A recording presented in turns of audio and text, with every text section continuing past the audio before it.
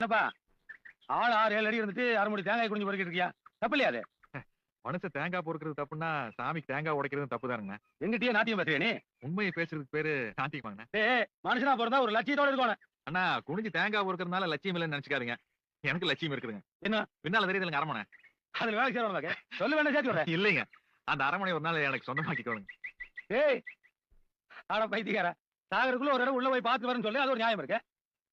சொந்தமாக்குறானாமா இதெல்லாம் முடிய மாட்டோம்னால முடியும்னு நினைச்சங்காட்டி தானுங்க தாமஸ் ஆல்வா எடிசன் கரண்ட் கண்டுபிடிச்சாரு, கொலம்பஸ் அமெரிக்காவை கண்டுபிடிச்சாரு, வாஸ்கோட காமாவும் இந்தியாவுக்கு வந்தாருங்க. அட சரி இவ்வளவு விவரமா பேசுற நாய் கரண்ட் மாதிரி பண்ணி போட்டுருக்க. நாய் தானே கறந்துச்சு. எப்போ? காலையில ஒருத்தர் தேங்காய் உடைச்சாருங்க. சரி அதை பொறுக்கிறதுல எனக்கு நாய்க்கு சரியானு போட்டீங்க. நாய் ஜெயிச்சிருச்சாக்க? இல்லைங்க நான் தானே ஜெயிச்சேன். நாயை கொண்டு போட்டணுங்க. அட பாவியே நாயை போய் கொண்டிருக்கேன் பாரு.